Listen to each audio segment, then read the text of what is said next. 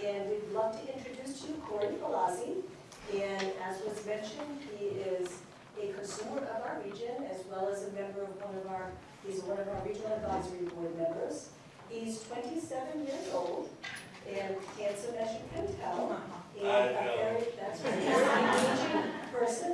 And Cory was someone who was certainly a superstar in his high school, was the captain of his baseball team, was also on the National Honor Society, and had been accepted at UMass Dartmouth in the nursing program, and was ready to get going and move forward with his life there. Meantime, in high school, he had some shoulder injuries and other things going on. We have a PSA that we would like to show to you in a minute. And that sort of led to some drug abuse in terms of pain pills, which sort of escalated over time, and unfortunately escalated pretty severely and pretty highly. And he did end up July 15, 2013. And I'm the one with brain damage. Yeah, dyslexic.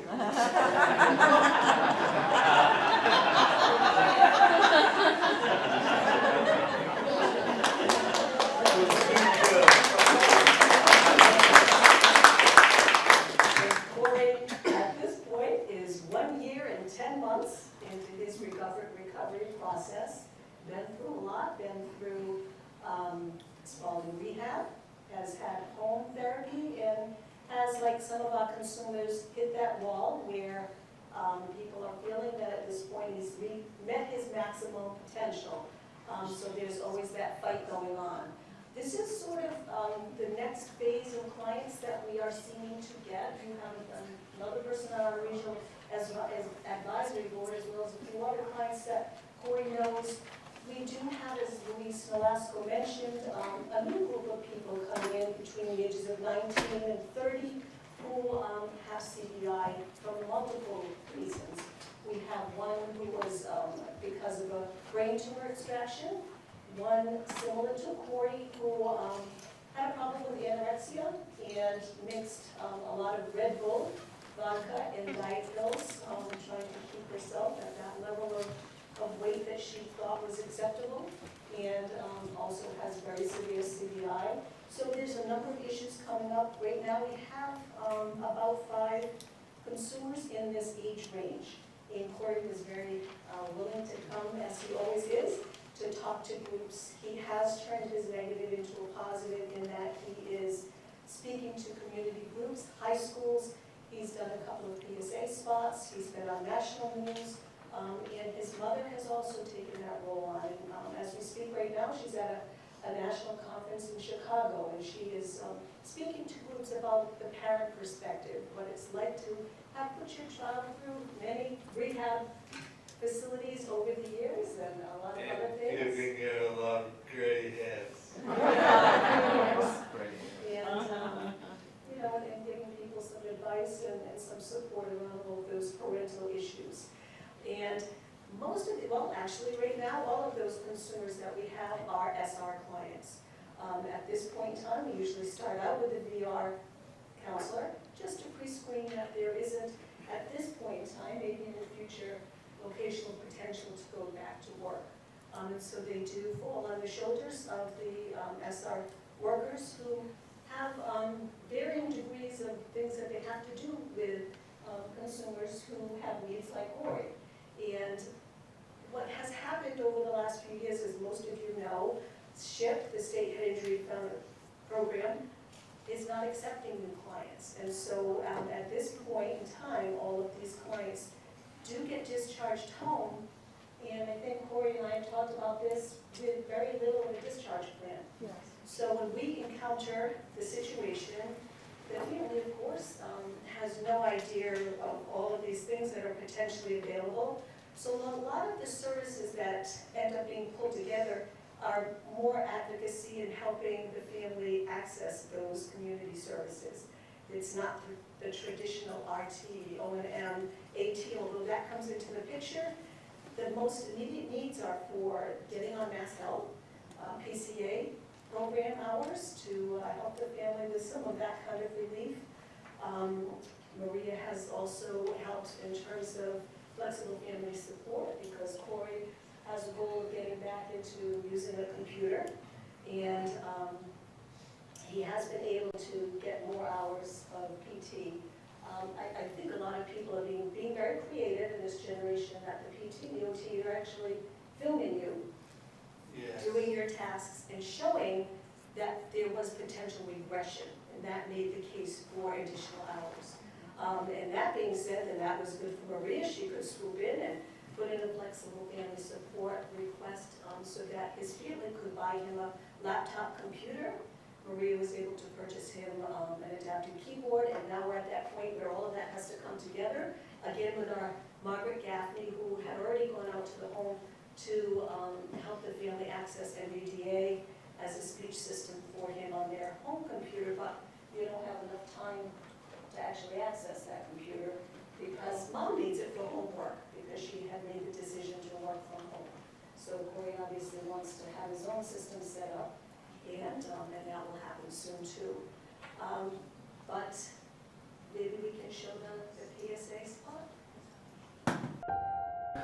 When you're addicted, you hurt the people that you love the most.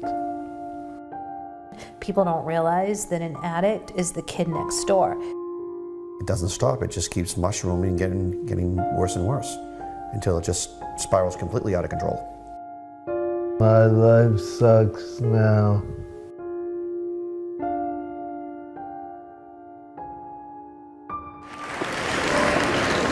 Cory Palazzi.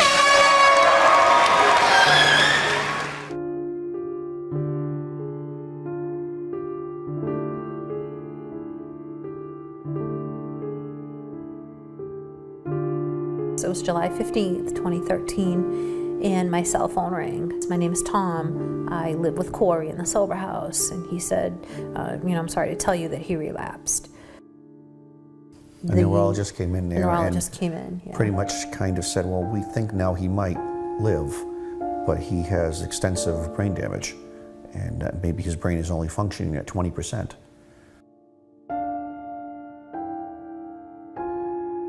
And then they had to take him off the life support, and they weren't sure whether his brain was functioning enough that he would breathe on his own.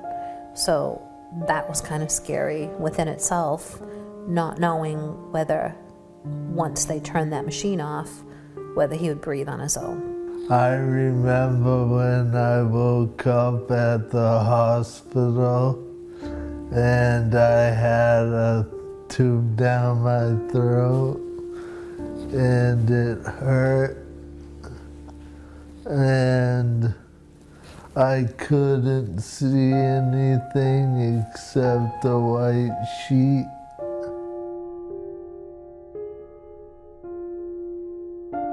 He was always very athletic from day one. He loved baseballs and footballs and basketballs. He played Taunton Little League. He made Little League when he was 9, and he played 4 years in Little League, and he made the All-Stars all 4 years of Little League. He was a really good pitcher and shortstop, really good baseball player, very talented. He was the type of kid that any sport he played, he excelled at. He played on the freshman team at Taunton High, and then when he was a sophomore, he tried out for varsity, and he made the varsity team. He also played freshman football, and as a freshman, he also played varsity. He was the kicker on the varsity team. He was a quarterback on the freshman and JV team, and a kicker on the varsity team. Cory was an excellent student all through school. He was always on the honor roll from first grade through his senior year in high school. His sophomore year at Taunton High, he was inducted into the National Honor Society, which was a proud moment for me as a mom. He was always a really good student. He was always a really good kid, never had any behavior issues with him, never had a detention, never had any problems at all with him. He was always really good, never gave me a hard time. His junior year going into senior year, he hurt his shoulder, and he had to have shoulder surgery on his right arm, which was devastating to him because it dashed all his dreams of moving forward and playing baseball in college or professionally. And that is kind of that's the underlying reason for where the addiction started. I had to get surgery going into my senior year of high school. And then when I had the surgery, I realized that I liked the feeling of being on Percocets. So from there, it snowballed. He went to UMass Dartmouth as a nursing major, and unfortunately he couldn't play any sport in college due to his shoulder injury. And that's where on campus he got a little anxious and depressed and upset of what had happened to him with his scholarships. My dreams were to play baseball in college, and when that didn't happen, I felt depressed and anxious all the time. And I remembered that when I took the Percocets, how good they made me feel. So then I started to take Percocets every day in order to feel better.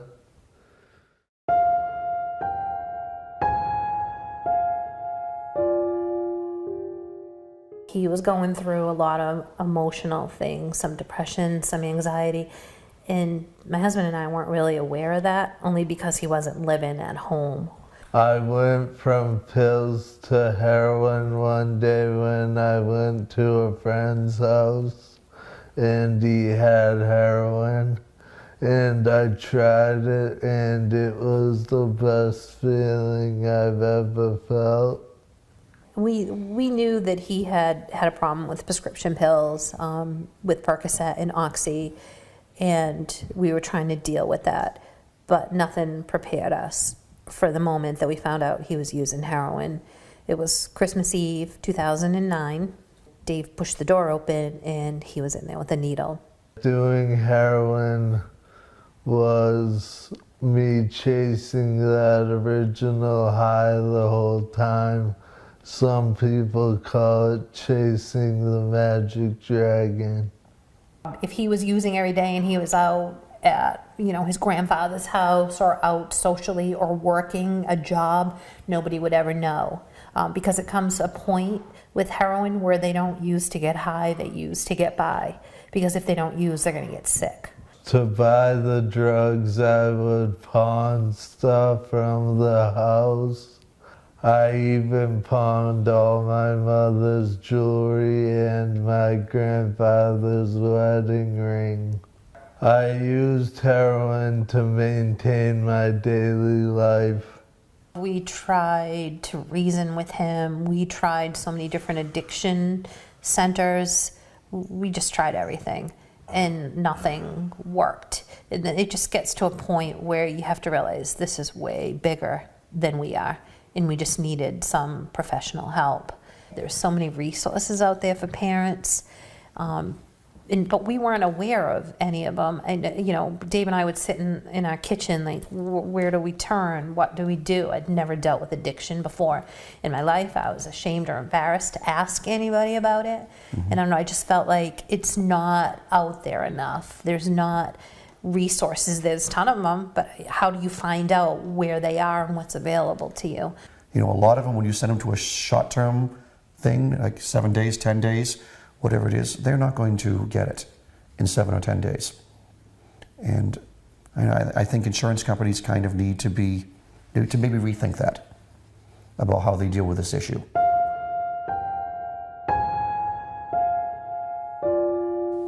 He has balance issues. He does have a lot of falls. If he moves too quickly or he bends over, he will fall.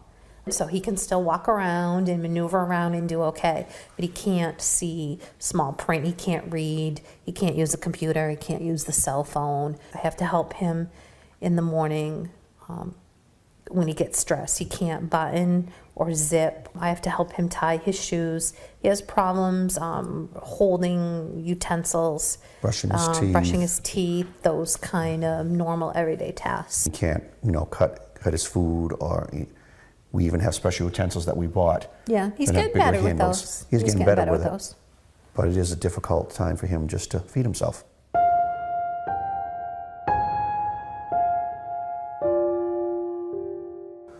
There are resources out there that you can use, and addiction is something that shouldn't be kept in the closet, hidden. The more you talk about it and you get it out there, the better it is in the end. Every day I want to help somebody else who might be going through the same things that I am. As bad as it was, I'm lucky because I didn't hear the words, "We're sorry, he's gone." He lived. Talk to your family or your friends about it so that you can get the proper help. Don't think that this could never happen to you, because it can happen to you. And if it does happen to you, don't be ashamed or embarrassed, and just hold your head up high and just get the help that you need for not only your child or whoever the addict is in your family, but for yourself. And there is help out there, and to please go and try to get it, and don't be ashamed or embarrassed. You might think that doing drugs are going to make you cool, and all your friends might be asking you to do that and everything, and maybe you even try it once or twice and nothing happens. And you might get away with it once, twice, 100 times. But in the end, something bad could certainly come of that. You should stay away from them to begin with, and, they can ruin your life. Don't do any drugs because you can end up like me.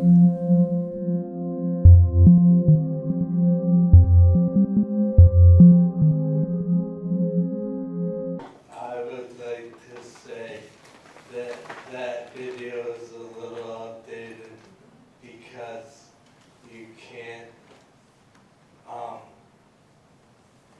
because my life doesn't suck now.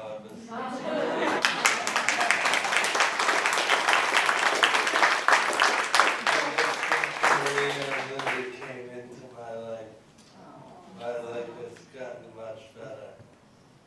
And I'm sure that you can tell by looking at me that I don't have problems using the utensils.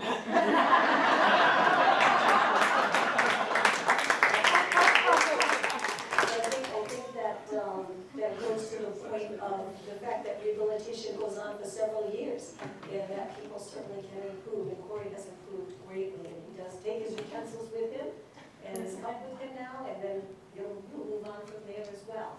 So he's still working with OT and PT thanks to the creativity of everyone thinking of the thought process of, let's take a video of how he's doing now, compare it to when he was discharged from Spalding, and show the regression and show the need for further hours. What did you see when you first woke up in the hospital? You mentioned just the weight sheet. Yes, but as I remember it now, I could just see like figures up in front of me, just like the outline shape of a figure. That was it. And you worked with a rehab therapist in the hospital. Yes. And how did that go? It went terrible because she never asked me what I could and could not see. She just started showing me letters together, but I have what's called dyslexia, which is, I'm sure that you guys all know what it is, right? So she would put letters together and I can't read any letters together. But at 20/20 vision, at one letter at a time. So he would pass an eye exam. When he looks at those individual letters, he can see them, but he can't put words together, and he can't read sentences and continue reading from there. So tell everybody how your vision has changed over time. My vision has gotten much better because, like, when I left the hospital, well, 2 days that I was in the hospital, one of my friends came and he had a lime green jacket on. That was the first time that I saw some color. And then now I can see your face, your eyes, and your nose is a little bit blurry. Is that a good thing?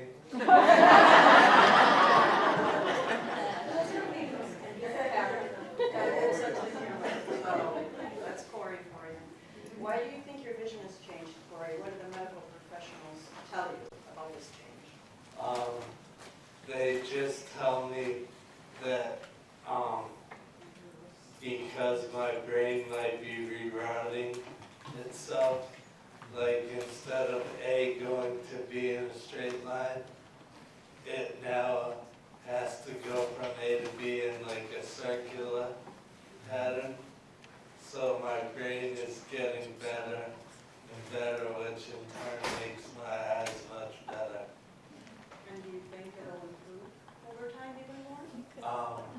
Hopefully, because I remember when I woke up in the hospital and I started to cry because I told my mother that I was so sad because I wasn't able to see my son's face ever again.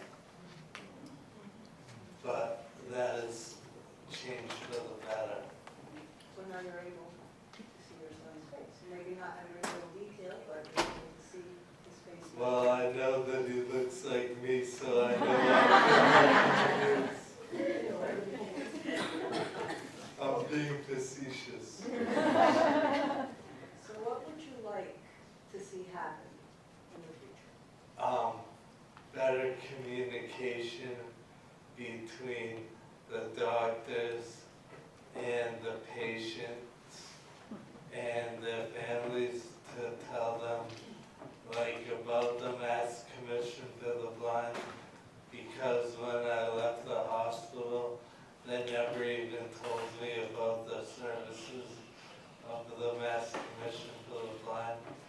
So maybe if they could put something in to the hospitals to talk about that stuff with the outgoing patients, that would be really nice. And what services do you think you benefited most from MCB? Well, meeting you was a plus.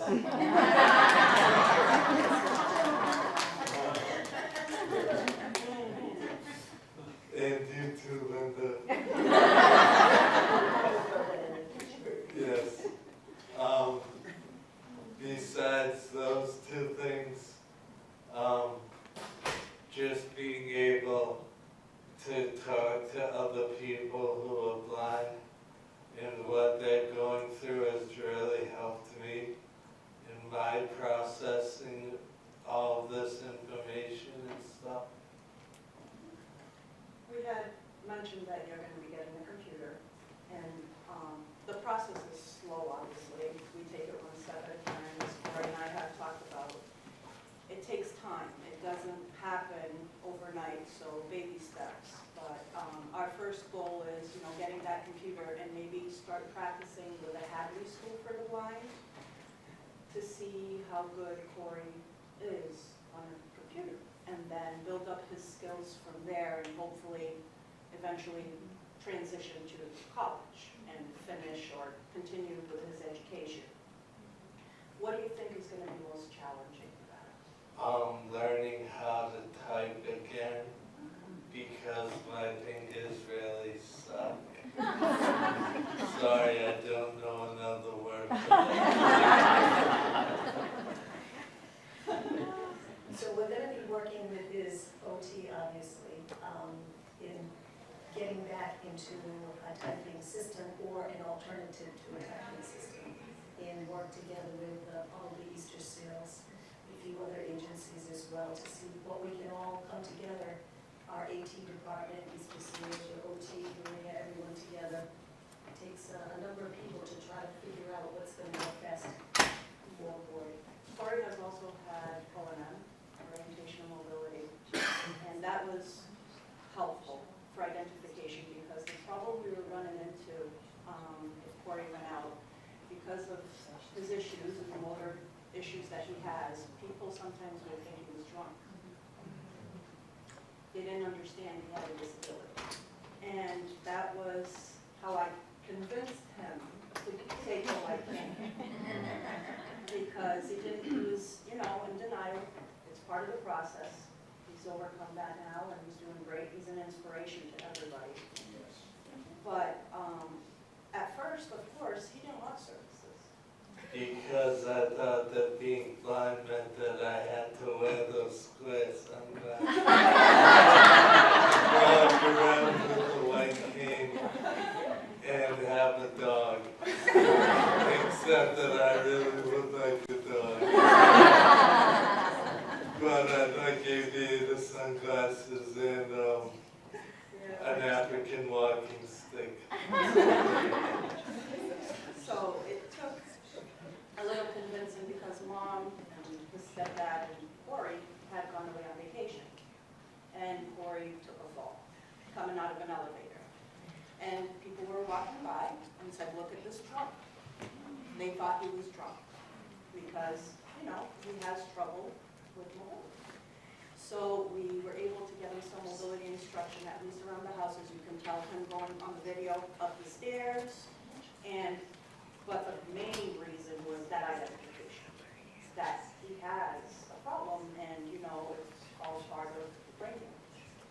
And he accepted and that went well. And slowly with baby steps, we can get more training and work with the OT, but the OT was very creative in the home. We were lucky that we met Cory together at the home, and she said, I see a change. I see that where before it was his right side, now it's going more to the left. So what do you think if I videotape him and maybe make an argument? So everybody, like we said, we heard earlier, has to work as a team. Has to work together for him to be successful. And that was huge. And now he's getting more OT hours thanks to her because she was able to make that argument. That with the assistive technology and our mobility and then PCA hours. His mom is his biggest advocate. She was exhausted. It's a 24/7 job. She got no respite, nothing. She didn't know about a PCA. She had no idea about that. Cory had no idea that also when it comes to income, his Social Security amounts would change because he's legally blind. So these are all things that not everybody's aware of. And, as a team, we can make a difference. Well, in the area, obviously, Cory's 27 years old and wants to get out and about and be active, but we had to take that with some baby steps too. We had some openings on our regional advisory board, and really, as this population is beginning to increase, we could really use his input for changes in some recreational things within our region. We're going to be working with 2 parks in terms of getting some adapted visitation time frames for guided tours. We're going to be working with a park in Attleboro and one in New Bedford, so that should be fun. And he's also going to be working with us for, of course, our White Cane extravaganzas that we always have down Region 5, which should also be interesting. And we came up with the idea of let's have tables in the malls. So we are going to have informational tables in October in 2 malls in our region. And Cory will be manning those tables and with some of our staff. And I've already asked you guys to put in a requisition form for a Volvo XC. We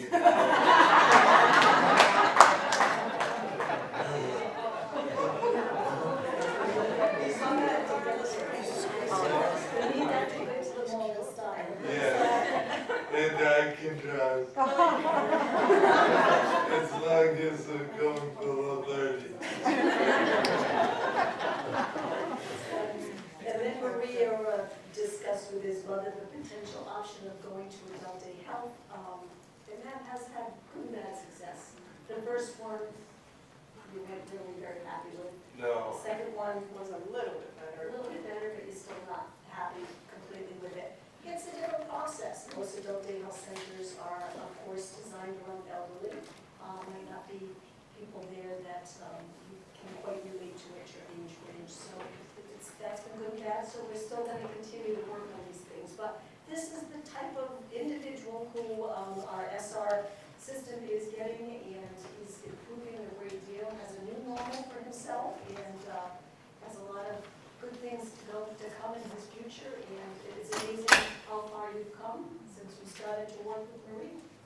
Yes, it is. So we've got a long way to go and a lot more positive things in the future. Yes? I'm Paul Cory. I had a chance to meet you briefly earlier. I'm curious, when was that PSA shot? How long ago was that? Over a year ago.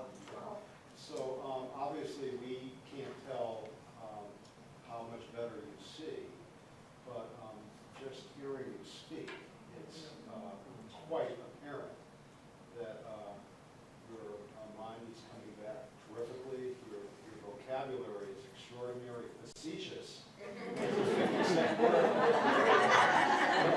so I think it's just only a matter of time before you're going to be able to have even better vision. I hope the Red Sox are worth watching going forward. Well, they're not right now. They Rodriguez last night. Well, I want to congratulate you on the progress that you've made, and I want to obviously thank Linda and Maria for the great work they're doing. Thank you.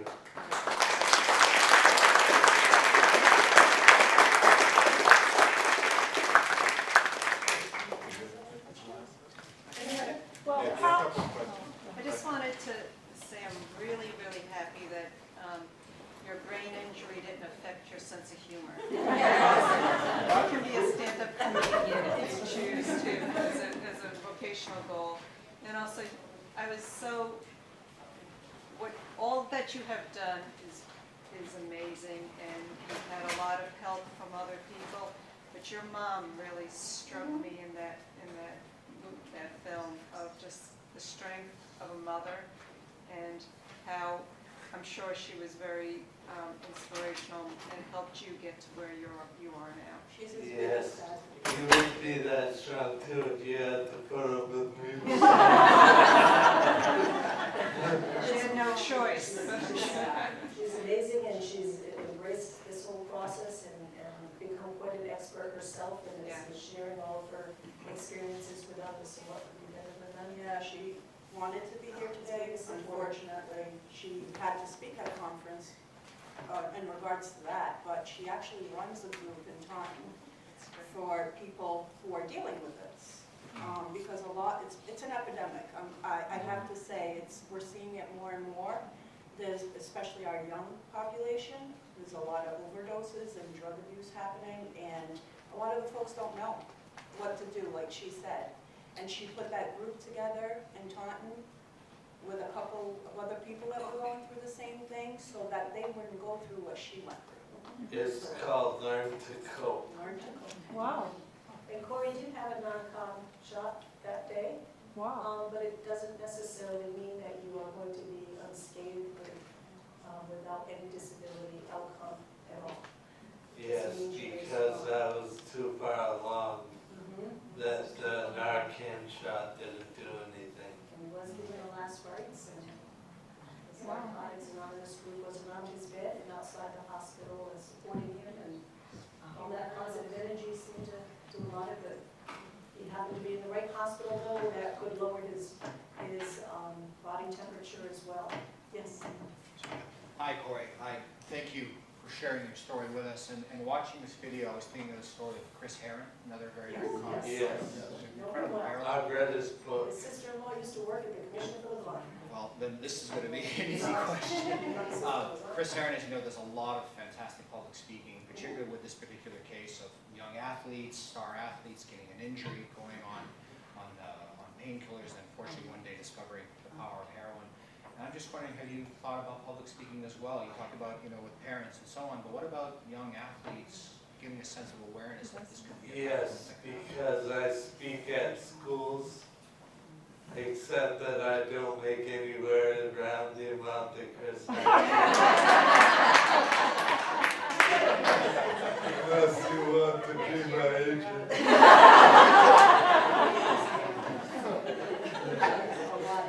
He does a lot of public Yeah, speaking that's at one. high schools. One. And just in general, police department, just the other day, right, Cory, or? Yes, we've done 3 police groups, one in Norwood, one in Brockton, and one in Taunton, where I'm from. And then West Bridgewater High, East Bridgewater High, Randolph High, Taunton High, all the middle schools in Taunton. And I've gotten like a huge thing of letters from all the kids. So it's really nice to hear that I'm actually doing something worthwhile. And you have goals, right? Yes. Tell everybody what those goals are. My goals are to go back to school and to get my degree in psychology. And maybe become a criminologist. He enjoys that stuff. Yes. So something along those lines, we have a goal in mind, but like we always talk about, it takes time. It's a very slow process. But we've made awesome improvement. And he just thought it would be helpful to share his story and let the commission obviously know that there is that other group that are being seen by our SL workers, not necessarily our children's workers or our EPR counselors, because they're not quite there yet. And that population is definitely growing.